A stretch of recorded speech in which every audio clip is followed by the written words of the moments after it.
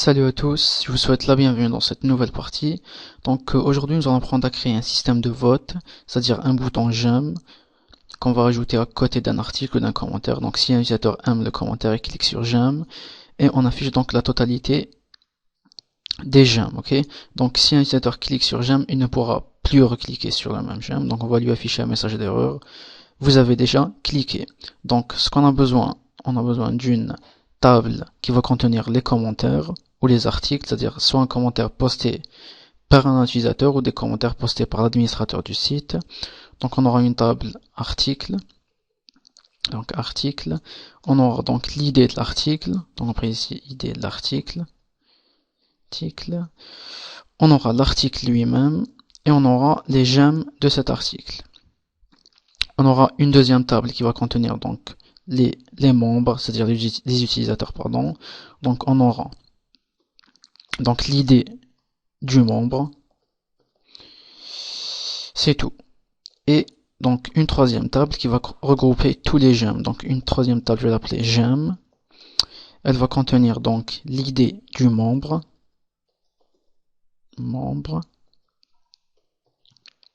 et elle va contenir donc l'idée de l'article. Donc si l'utilisateur 1 a aimé l'article 1, on va afficher ici. Donc si l'utilisateur 1 a aimé l'article 2, etc., etc. Donc on va créer ça. Donc ici je me rends vers phpMyAdmin. Donc ici base de données. Ici j'ai un base de données PHP. Et on va y insérer des tables. Donc la première table, elle se nomme article au pluriel. Donc comme je l'avais dit, il y aura 3 champs. Donc le premier champ, ce sera l'idée de notre article, donc l'article lui-même, et donc c'est-à-dire donc les j'aime de cet article, donc j'aime, tout simplement. Donc l'idée article, c'est un int, donc on précise en clé primaire et on auto-incrémente.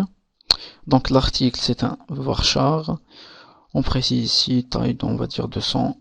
Et les j'aime, c'est un int aussi. Sauvegarder. Donc ici, j'actualise. Article. Donc on va y insérer des données. Insérer. Donc juste pour l'exemple, on va y insérer des données. On va dire, je suis un article. Article, oui.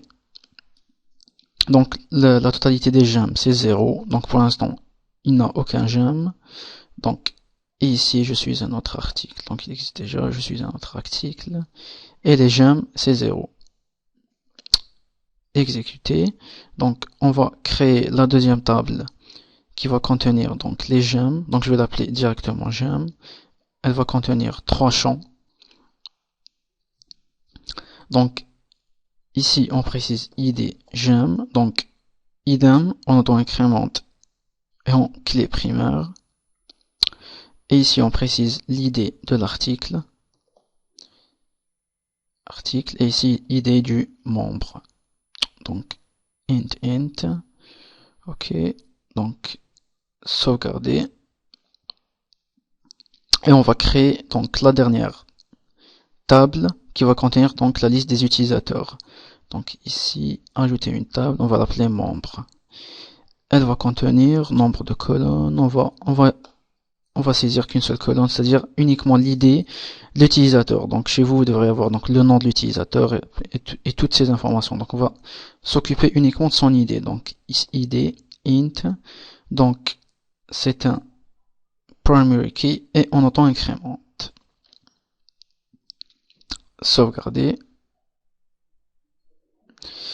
Donc je me rends vers les membres. Insérer. Donc l'utilisateur 1 va avoir l'idée 1 et l'utilisateur 2 va avoir l'idée 2. Donc exécuter. Donc ok, nickel. Ici on actualise.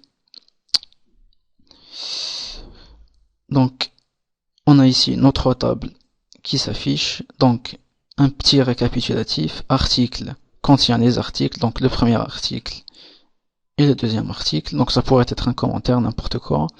Donc les j'aime. Donc, idée j'aime. donc l'id de l'article et l'id du membre. Et membre, elle contient donc le premier utilisateur et le deuxième utilisateur, c'est-à-dire le premier porte l'id 1 et le deuxième porte l'id 2. Donc ici dans mon index.php, on va saisir le doctype HTML, ici HTML et on ferme head. Donc comme title, on va dire page web et je ferme le title. Donc dans le body, ici j'indente, donc je vais créer une nouvelle page, je vais l'appeler function.php qui va contenir donc les fonctions PHP. Ici et je ferme, et ici je vais include le connect.php qui va se charger de se connecter à la base de données. Donc il n'existe pas encore, on va le créer tout de suite. Donc connect.php, donc connect est égal à MySQL connect. Donc toujours la même chose, ici on travaille en localhost. Donc le nom d'utilisateur c'est root et il n'y a pas de password, donc or die MySQL error. MySQL error et le point virgule. Donc on va sélectionner la base de données qui se nomme MySQL. Donc la base de données se nomme PHP, donc select db PHP. Ici, donc j'ai inclus le function. Et ici, on va inclure le function.php pour établir la connexion à la base de données. Donc, include, donc function.php. Donc, si on actualise, donc si on n'a pas d'erreur, tout est nickel. Donc, on n'a aucune erreur, parfait. Donc, je vais créer une nouvelle page. Je vais l'appeler article.php, donc elle va contenir la fonction qui va se charger de récupérer les articles. Donc on va créer la fonction je vais l'appeler récup article. Ok. Donc on va créer une variable, je vais l'appeler article au pluriel, c'est un array vide. Donc comme on avait fait avec le système de profil.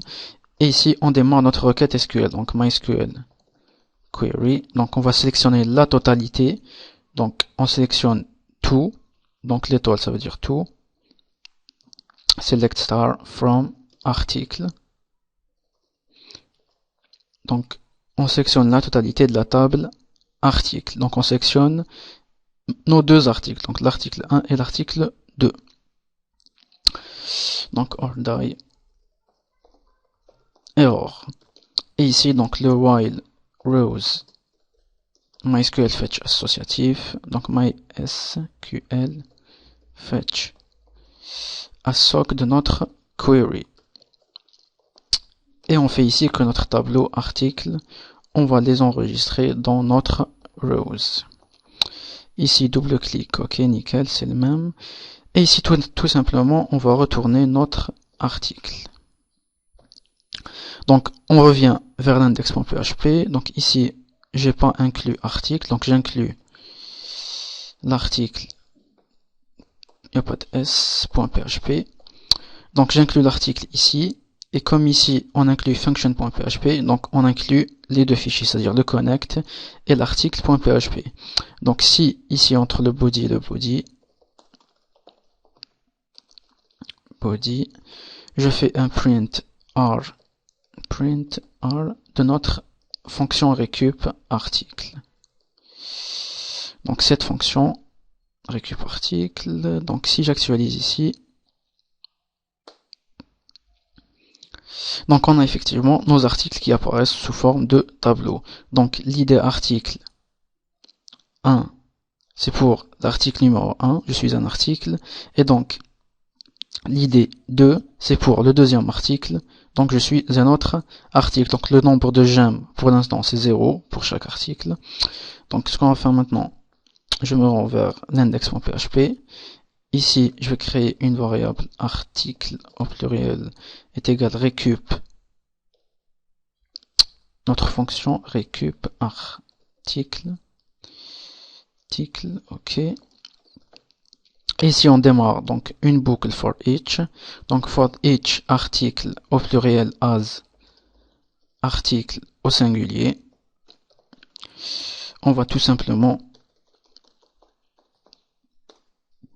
ici je vais écho donc P et je ferme mon P. Ici on va faire une petite concaténation donc article ok. Donc ici on va afficher les articles. Donc si j'actualise ici, syntaxe erreur, ligne 19, patati patata, ok, j'ai oublié le point virgule ici. Donc j'actualise. Donc j'ai effectivement mes deux articles qui apparaissent. Donc je suis un article et je suis un autre article. Donc ce qu'on veut rajouter, on veut rajouter un bouton j'aime à href. Donc c'est un lien. On va dire ici j'aime.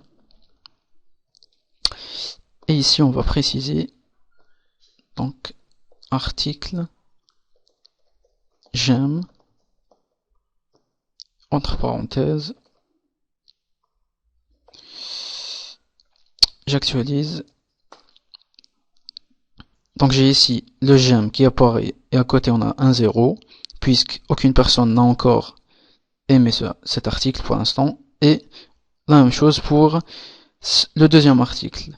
Donc je vais arrêter la vidéo ici. Dans la deuxième partie on va styliser un peu tout ça et on va attaquer la partie Ajax. Donc je vous remercie, on se voit dans la deuxième partie.